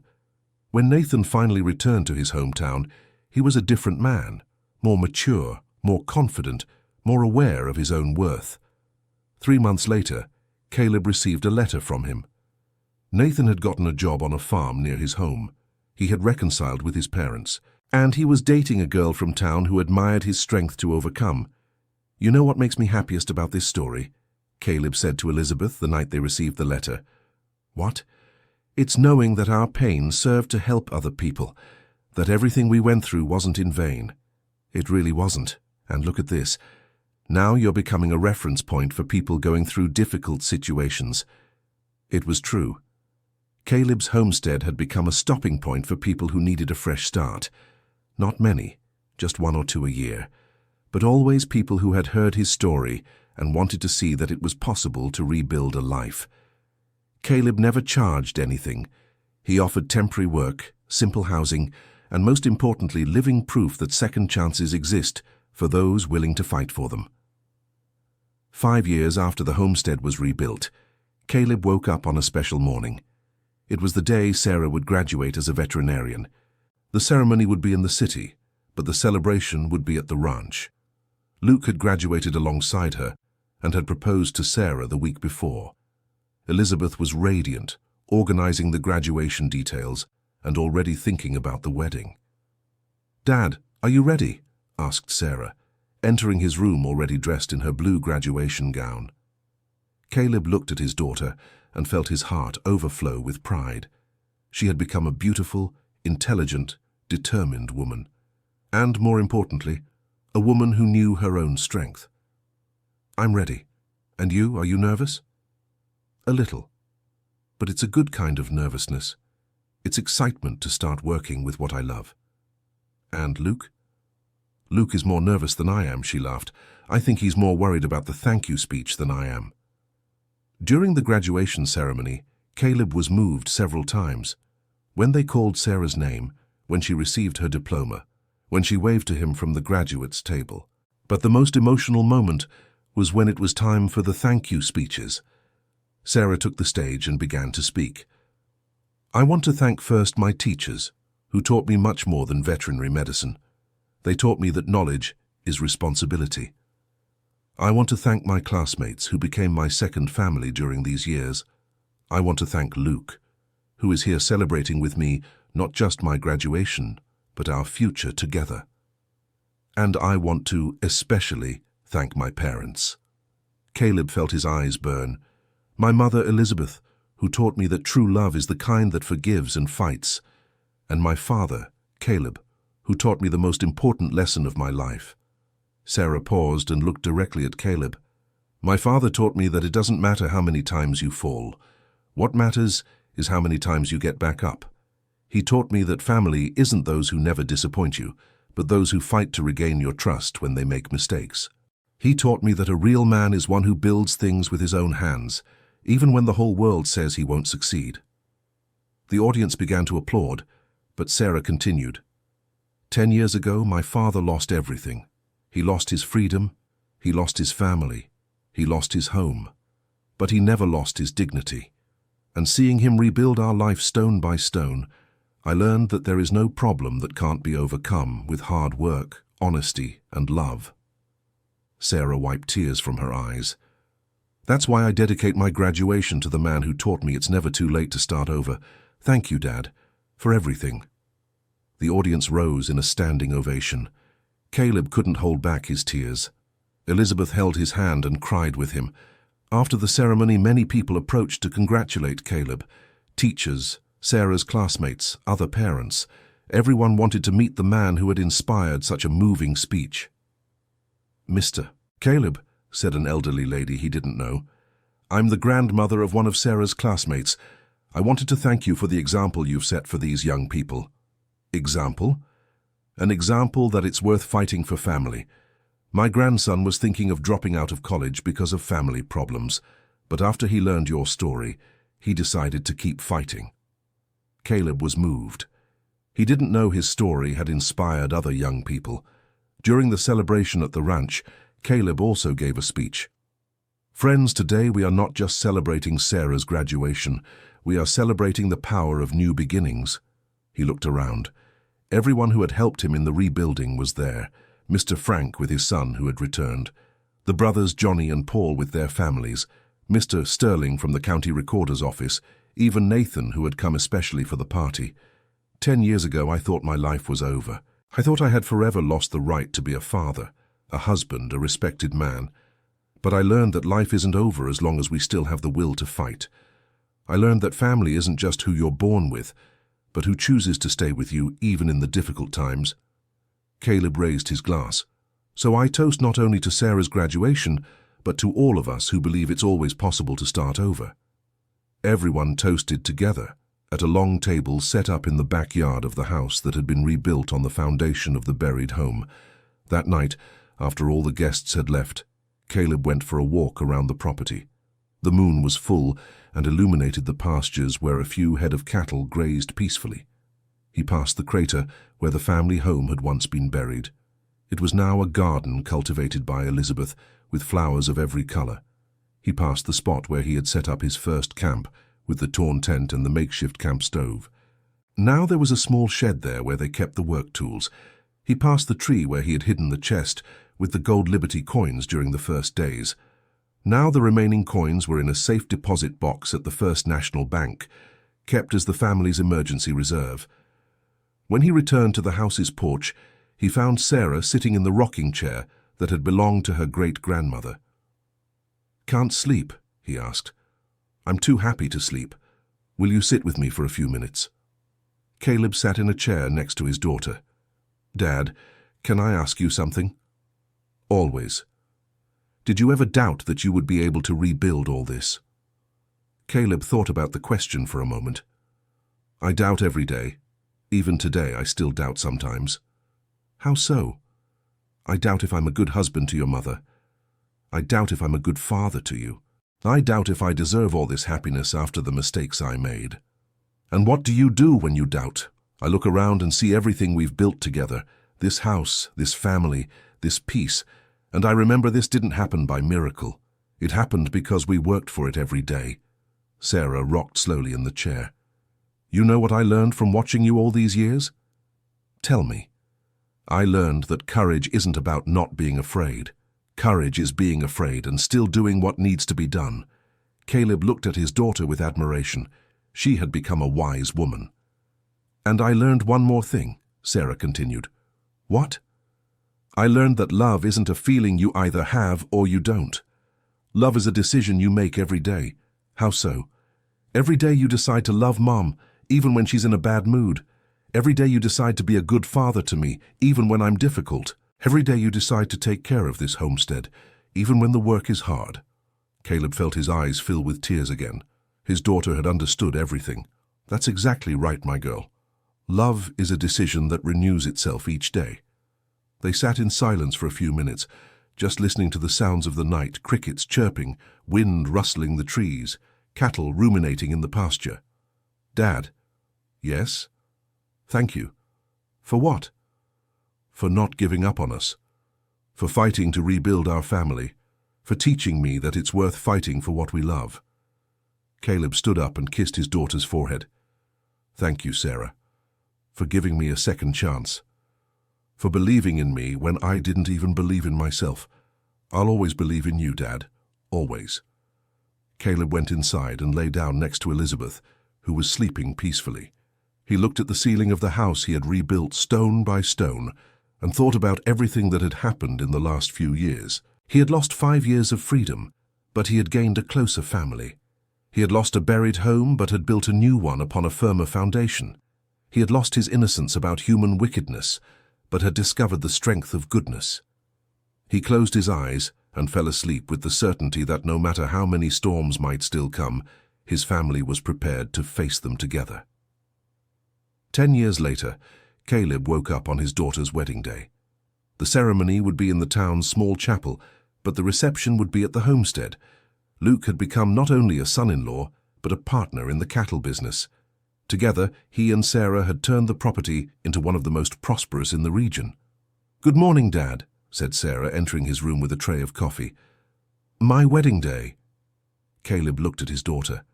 At 27, she was a woman professionally fulfilled, happy in love, possessing a strong yet gentle personality. "Are you nervous?" "I'm anxious." But it's a good anxiety. It's excitement to start a new family." "New family?" "Not new, expanded. Luke is officially becoming your son today." Caleb smiled. It was true. Luke had integrated so naturally into the family that he seemed to have always been there. Throughout the day, the homestead transformed into a hub of activity. The decorators arrived, the party suppliers, the musicians, the relatives from afar. Elizabeth was radiant, organizing every detail with the precision of a general. Caleb watched her work and thought about how beautifully she had matured over the years. At 52, she was a woman even more beautiful than she had been at 30. "What are you thinking about?" she asked, noticing his gaze. "I'm thinking I'm the luckiest man in the world." "Why?" "Because I managed to marry the same woman twice. And the second time she chose me, knowing all my flaws." Elizabeth approached and kissed him. "Your flaws are part of what I love about you." During the chapel ceremony, Caleb cried as he walked Sarah down the aisle. It wasn't sadness over losing his daughter. It was emotion at seeing her completely happy and fulfilled. "Take good care of her," he said to Luke when he gave his daughter's hand away. "I'll care for her as if she were the most precious thing in the world," replied his son-in-law. "She truly is the most precious thing in the world." During the reception, Caleb gave another speech. "Friends, family, today we are celebrating not only the marriage of Sarah and Luke, we are celebrating the power of true love." He looked at the bride and groom. "Sarah, you are marrying a man who has known you for 10 years, who has seen you in your moments of joy and in your difficult moments, who chose to love you not from a first impression, but from knowing your true essence. Luke, you are marrying a woman who was forged in life's hardships, who learned early on that true love is the kind that forgives, that fights, that rebuilds, who will never give up on you, even in the hardest times." Caleb raised his glass. "So I toast to your marriage, but mainly to the family you will build. May it be a family based on the love that chooses, the love that forgives, the love that rebuilds." Everyone toasted, and the party continued into the late hours. At the end of the night, when the last guests had left, Caleb found Mr. Frank sitting alone on the porch. "Tired, Mr. Frank?" "Ah, the party was too good to get tired. I'm just here thinking." "Thinking about what?" "Thinking that today makes exactly 15 years since you came back here." Caleb sat down beside his old friend. Mr. Frank was now 78, physically frailer but still sharp-minded. 15 years, murmured Caleb. "It feels like yesterday, and it feels like a whole lifetime." "How do you feel looking back?" Caleb considered the question carefully. "I feel grateful. I'm grateful for every difficulty I faced because each one taught me something important. And if you could go back in time and change something, I wouldn't change a thing. Because if I changed anything, I might not have made it here." Mr. Frank smiled. "You know what impresses me most about you, Caleb?" "Tell me." "It's that you never became bitter. You went through so much unjust suffering, so much humiliation, so much struggle, but you never got angry at the world. I did. I had moments of great anger. But you didn't let the anger take over. You didn't let it ruin your chances of being happy." Caleb looked at the house where his family was sleeping. "It's because I learned something, Mr. Frank. Anger is a poison we take hoping it will harm others." "And how did you get rid of the anger?" "By replacing it with purpose. Instead of being angry at Arthur, I decided to focus on rebuilding my life. Instead of being angry at the injustice, I decided to fight to make things right." Mr. Frank became thoughtful. "Caleb, can I tell you a secret?" "Of course." "You saved my life." "How so?" "When my son left 30 years ago, I fell into a deep depression. I stopped taking care of the homestead, I stopped leaving the house, I stopped living. Caleb didn't know this. For years, I lived just waiting to get sick. I woke up every day wondering if it would be my last." Mr. Frank wiped his eyes. "But when you arrived here, when I started helping you, I got a purpose again. I started feeling useful again. And when my son came back, I was alive and healthy to welcome him." "Mr. Frank, let me finish. If you hadn't shown up here, if I hadn't had the chance to help you, I probably would have gotten sick before my son decided to come back." Caleb was moved by the revelation. "So we saved each other's lives." "We did." And that taught me that God sometimes puts the right people in our path exactly when we need them. They sat in silence, contemplating the stars shining over the Blue Ridge Mountains. "Mr. Frank, can I ask you something?" "Always." "What do you think will happen to this region in 20, 30 years?" "It will grow a lot. More outsiders will come, more tourists, more development." "And is that good or bad?" "It's change, and change isn't good or bad by itself. It depends on how we adapt to it." Mr. Frank stood up slowly, leaning on his cane. "But one thing I know, as long as there are families like yours here, families who know the value of simple things, of true things, this region won't lose its essence." 2 weeks after Sarah's wedding, Caleb received an unexpected call. "Caleb Mitchell?" asked a woman's voice. "Yes." "I'm a producer for a television program about overcoming adversity. We'd like to do a story about your history." Caleb was surprised.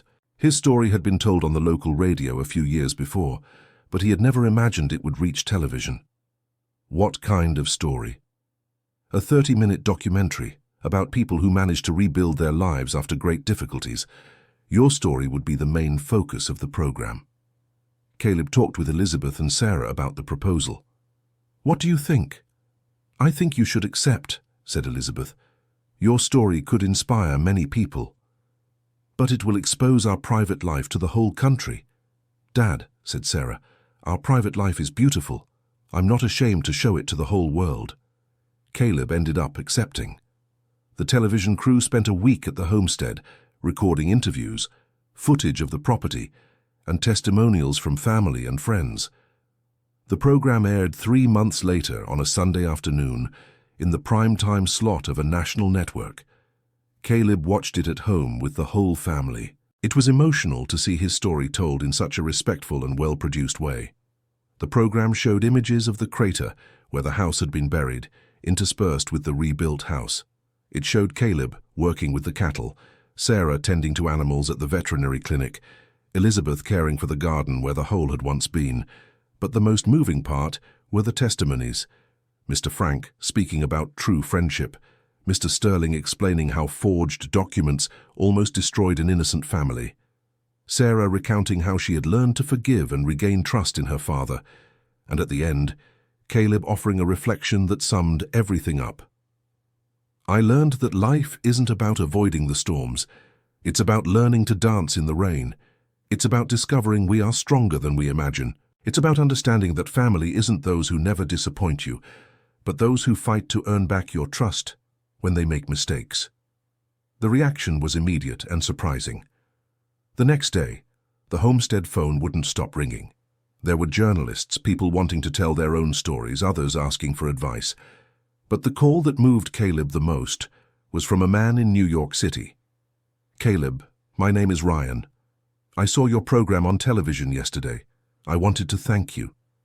"Thank me for what?" "I'm going through a situation similar to yours.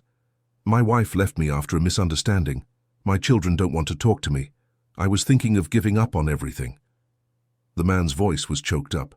"But when I saw your story, when I saw that it's possible to rebuild a family, I decided to try one more time." "And how can I help you?" "You already have. You gave me hope that it's worth fighting for."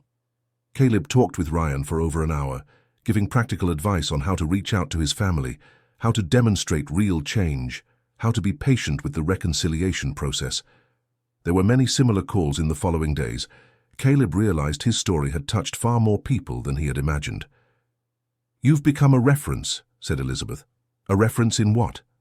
"In second chances, in family rebuilding, in never giving up." And it was true. During the following months, Caleb received hundreds of letters, emails, messages from people telling their own stories of struggle and overcoming. He answered them all. Sometimes he gave specific advice, other times he just listened. In every case, he conveyed the main lesson he had learned, that it's possible to start over at any age, in any situation. 2 years later, Caleb was invited to give a lecture at a university in New York City. The theme was resilience and family rebuilding. "I don't know if I'm qualified to speak to university students," he said to Elizabeth. "Of course you are. You have the best credential anyone could have. You lived what you're going to teach." Caleb prepared a simple lecture based on his own experience. He didn't use technical terms or complicated theories. He just told his story and the lessons he had learned. The auditorium was packed. There were students, professors, professionals from various fields. Everyone wanted to hear the man who had become a symbol of overcoming in the country. Caleb began by showing an old photo of the house buried in the crater. This image represents the most difficult moment of my life. When I returned from prison and found my family heritage buried, I thought it was the end of everything. Then he showed a photo of the rebuilt house. This image represents what's possible when we don't give up. The same house in the same place, but built on a more solid foundation. Caleb spoke for an hour about forgiveness, rebuilding, family, second chances. At the end, he opened the floor for questions. A psychology student raised her hand. "Professor Caleb, what was the most difficult moment of this entire process?" "The most difficult moment was when my daughter told me I was no longer her father, because that's when I realized I had lost not only my freedom and my home, but also my identity." "And how did you overcome that?" "By deciding to build a new identity, an identity based not on what I had lost, but on what I was willing to build." A young man asked another question, "And if your family had never forgiven you, what would you do?" "I would keep trying, not to force them to forgive me, but to deserve their forgiveness, even if it never came." "Why?" "Because the effort to deserve forgiveness transforms us into better people. And being a better person is already a victory, regardless of the outcome." A lady in the audience asked the last question. "Mr. Caleb, what advice would you give to someone who is starting a process of family reconstruction?" Caleb thought for a moment before answering. "Start slow. Don't try to regain everything at once. Regain respect first, then trust, then love. And remember, love isn't just a feeling. It's mainly a decision we make every day." The lecture ended with a prolonged ovation. Many people approached him afterward to talk personally, tell their stories, ask for more specific advice. Caleb stayed late talking to every person who was interested. It was tiring, but rewarding to know his experience was helping others. On the way back home on the bus, Caleb reflected on how his life had changed. From an ex-convict rejected by his family, he had become a reference in overcoming adversity and family reconstruction. But the most important thing wasn't the public recognition. It was knowing his pain had served to lessen the pain of other people. 5 years after the university lecture, Caleb was working in the pasture when he saw a car coming up the farm trail. It was a young couple with a small child. Caleb didn't know them. "Good morning," the man greeted as he got out of the car.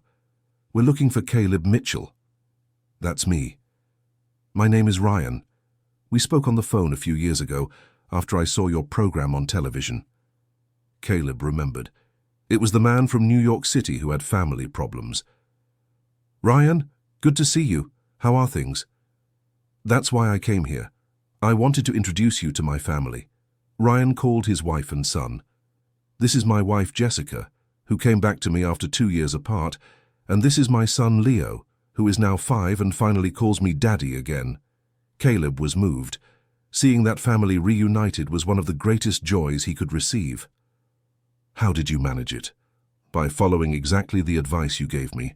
I started slow, regaining respect first, then trust, then love." Jessica stepped forward. "Mr. Caleb, thank you so much. Ryan changed completely after he spoke with you. He became a better man, a better father, a better husband.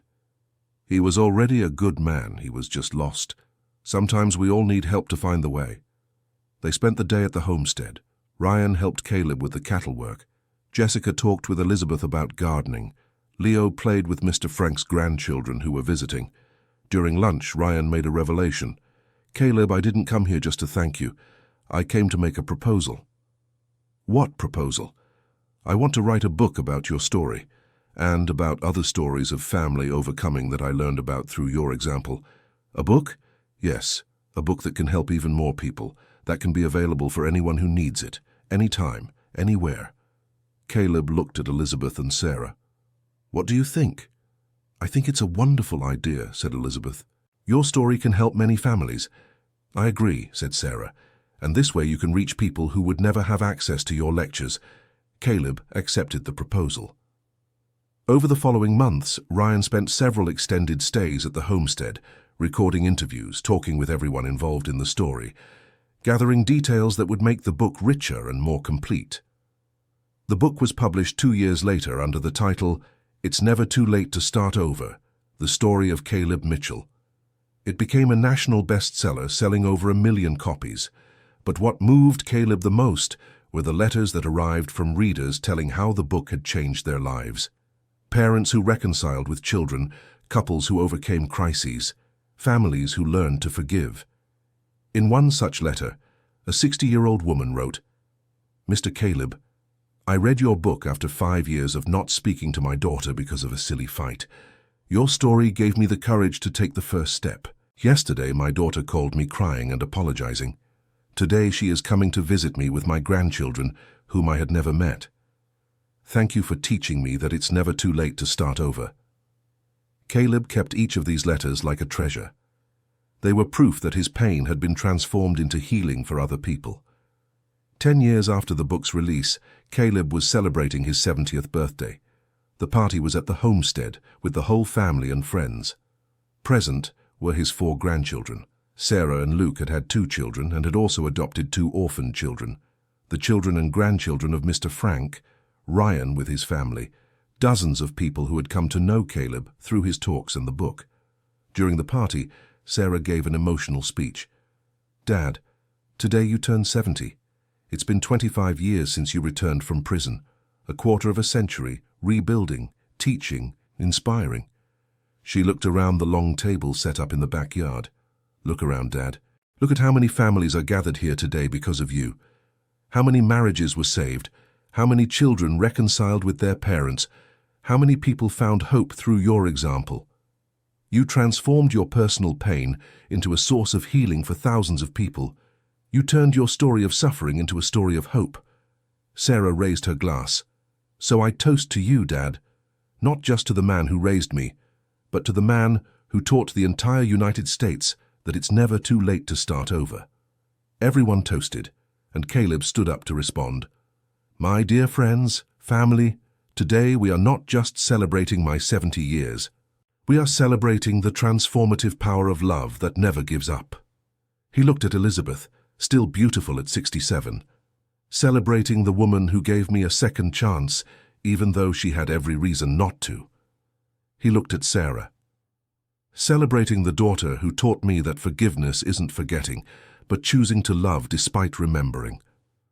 He looked at his grandchildren, celebrating a new generation growing up, knowing that family is what we choose to build every day. And he looked at Mr. Frank, now 83 but still present, celebrating the friends who became family, proving that a true neighbor is a chosen brother. Caleb paused and looked at the Blue Ridge Mountains that had always been his home.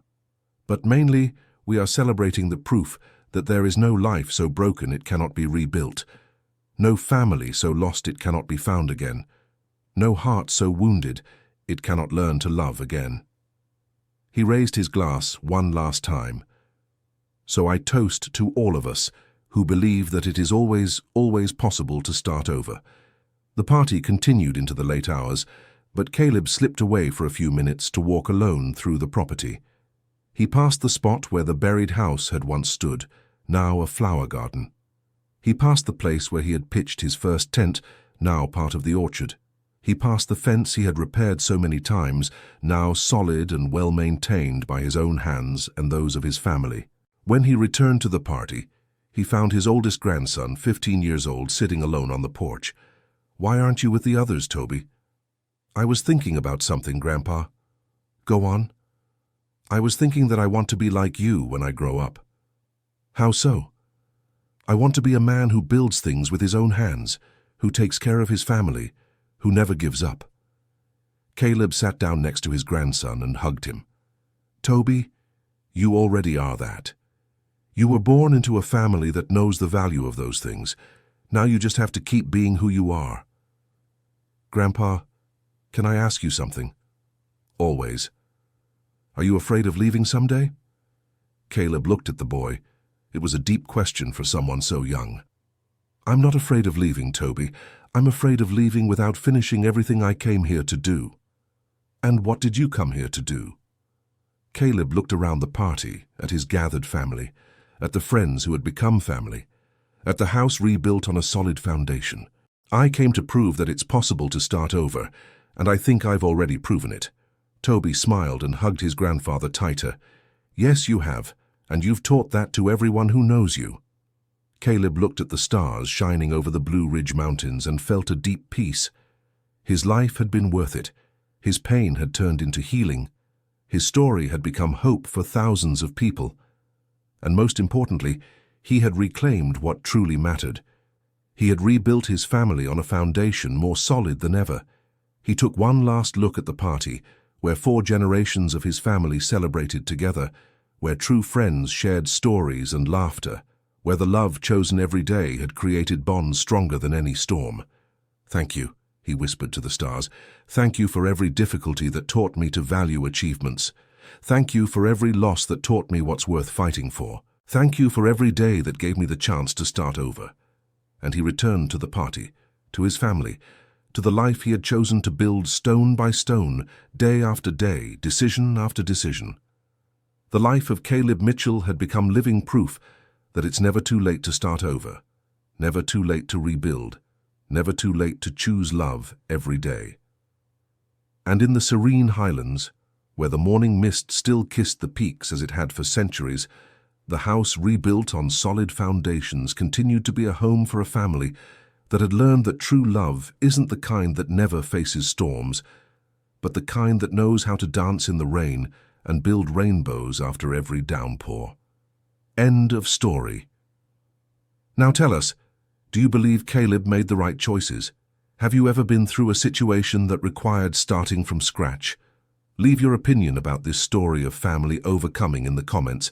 I would really like to hear about similar experiences you've lived through. Don't forget to leave your like if the story moved you and subscribe to the channel for more touching stories like this one. Your participation is essential for us to continue bringing narratives that inspire and move.